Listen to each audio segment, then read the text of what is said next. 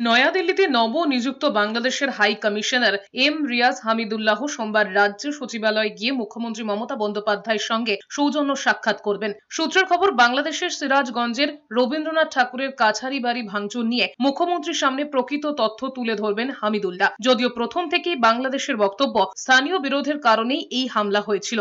ঢাকার অন্তর্বর্তী সরকারের বক্তব্য, হিন্দু ঐতিহ্যের প্রতীকের বিরুদ্ধে পরিকল্পিতভাবে ইসলামপন্থী আক্রমণ বা সন্ত্রাসবাদী কর্মকাণ্ড হিসাবে বিষয়টি ভুলভাবে তুলে ধরা হয়েছে। ওই ঘটনার সঙ্গে রাজনীতির বা ধর্মের কোনো যোগ নেই। এর আগে 2016 সালে মুখ্যমন্ত্রী মমতা বন্দ্যোপাধ্যায়ের সঙ্গে সৌজন্য সাক্ষাৎ করেছিলেন তৎকালীন হাই কমিশনার মোয়াজ্জেম আলী। ঘটনাচক্রে শুধু রবি ঠাকুরের বাড়ির বিষয় নয়, যে বাংলাদেশিরা বেআইনিভাবে ভারতে বসবাস করছেন বলে অভিযোগ, তাদের চিহ্নিত করে বাংলাদেশে ফেরত পাঠাচ্ছে বিএসএফ। সেই আবহেই মুখ্যমন্ত্রীর সঙ্গে সাক্ষাৎ করতে চলেছেন বাংলাদেশের হাই কমিশনার। 9 বছর পর মমতা বন্দ্যোপাধ্যায় বাংলাদেশের কোনো প্রতিনিধিকে দেখা করার সময় দিয়েছেন। উল্লেখ্য, বাংলাদেশের সঙ্গে স্থল সীমান্তের অর্ধেকের বেশি 2219 কিলোমিটার পশ্চিমবঙ্গের সঙ্গে।